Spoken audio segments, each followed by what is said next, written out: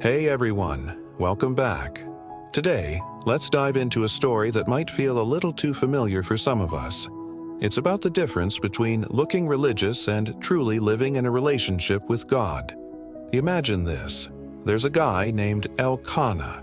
The Bible tells us he was a Levite, a man dedicated to serving God. He checked all the boxes, went to the temple, made the offerings, said all the right prayers. On the outside, he looked like the model of faith. But here's the twist. When life threw him a curveball, his carefully constructed religious facade crumbled. You see, Elkanah deeply loved his wife Hannah, but they were heartbroken because they couldn't have children. Now, in a moment of true faith, you might expect him to turn to God with humility, to wait on God's timing, and to trust in a plan bigger than his own. But Elkanah didn't do that. He got impatient. He started to hustle. This is a trap so many of us fall into. When God's timing feels too slow, we decide to take matters into our own hands. We think, I'll just help God out a little bit. Elkanah's solution? He married another woman, Peninnah, hoping she would give him the children he so desperately wanted. This is the classic sign of religion without relationship. Religion says, I've got a plan, I'll execute it, and then I'll ask God to bless my efforts. A true relationship, however, says, God, I don't understand this, it hurts, and I don't see the way forward, but I trust you.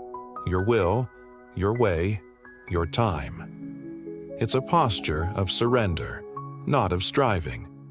As you can probably guess, Elkanah's plan backfired spectacularly. Peninnah did have children, but the home became a war zone. While Peninnah had children, Hannah possessed something far more profound: grace. And when pride, fueled by Peninnah's fertility, collided with Hannah's quiet grace, the result was constant conflict.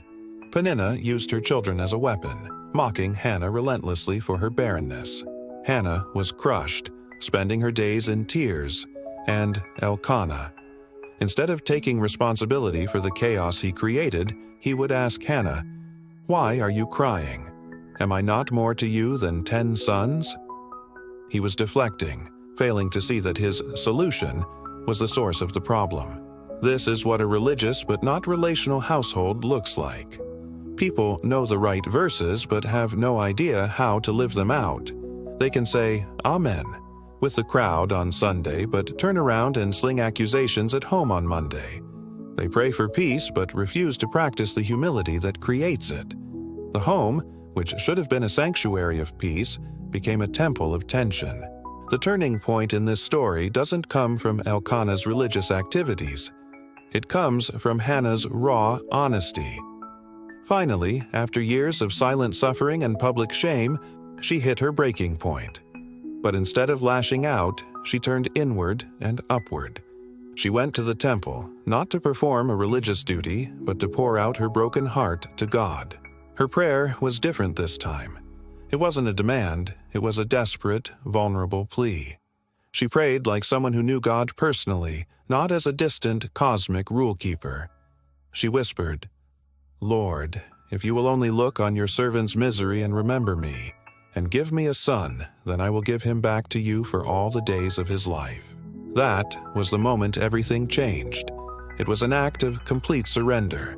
She wasn't trying to bargain with God or fix the problem herself anymore. She was giving her deepest desire, and the potential fulfillment of that desire, right back to its source.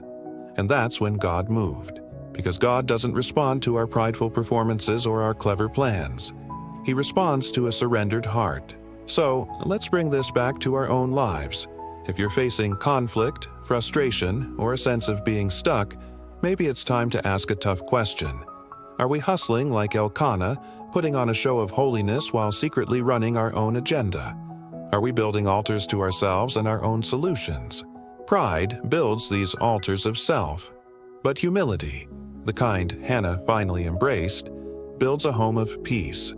Religion often looks like a lot of action, a lot of busy work, but true faith often looks like quiet submission, like waiting, like trust.